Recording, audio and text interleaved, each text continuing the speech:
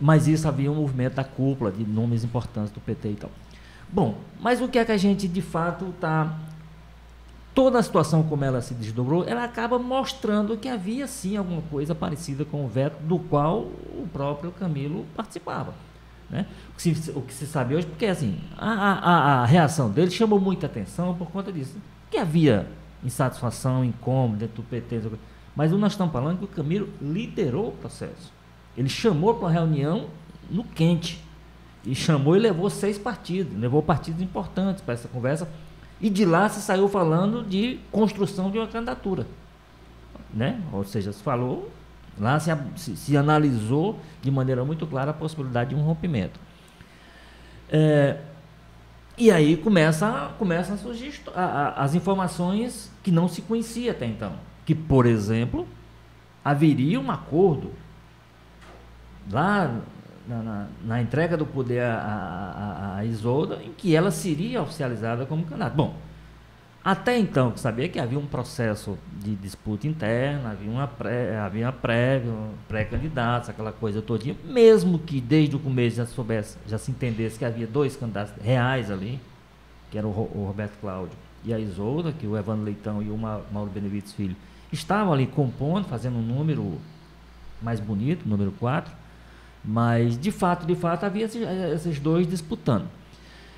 O que se sabe, as informações começam a circular agora é que, mais do que isso, havia um acordo com o Camilo no sentido de oficializar a candidatura se de fato havia esse acordo, e se de fato esse acordo foi rompido no meio, aí eu dou uma certa razão, inclusive da forma. Só precisava que isso fosse explicitado com mais clareza. Eu acho que só precisava que dos 2 lados viessem agora fontes, o próprio Camilo, se fosse o caso, fazer, não, de fato houve uma conversa, e a conversa encaminhava em direção...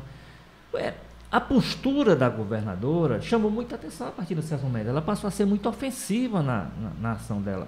Quer dizer, a Isolda, lá no começo, que se soube, é que ela, inclusive, demonstrou indisposição para entrar na briga e foi instada a permanecer pré-candidata pelo próprio grupo dos Ferreira Gomes, pelas suas lideranças, né? Então, a partir daí, ela demonstrou, de fato, muita vontade, e aí aquela história que a gente sabe, né, Érico? Ela está na cadeira, ela tem a caneta, ela passou a atuar. E passando a atuar, ela tinha o que demonstrou. Grande apoio na Assembleia, grande apoio entre os prefeitos, né? E passou a ter um apoio importante de um aliado que tinha peso para essa conversa, que era o Camilo Santana, né? A partir quer dizer, essas informações mais recentes que começam a aparecer, eu acho que aí dão mais sentido, eu diria, dão mais sentido a essa postura que houve a partir de um certo momento, que eu continuo achando que foi, do ponto de vista do que a gente conhecia, que eu continuo achando extemporânea. Eu acho que o veto ao Roberto Cláudio é legítimo, inclusive o veto. Tem gente que acha que o veto não seria legítimo. Eu acho que da parte do PT, diz, olha, com esse nome aqui nós temos um passivo, nós temos um problema sério em Fortaleza, que é a nossa principal base, nós temos um problema com uma das nossas principais lideranças, que é a deputada Luiziane Lins, tem outras pessoas que seguem esse incômodo dela. Então, esse nome, o PT poderia, naquele momento, lá atrás, colocar essa questão na mesa, e até se fosse o caso, com esse nome a aliança corre o risco. Não é o que se sabe que aconteceu na época. A lista apareceu. Eu não sei se apareceu, inclusive, em função disso. Dizer, não. A gente sabe que na hora do pega para capar, a Isolda vai se estabelecer, ela vai estar governadora e ela vai prevalecer.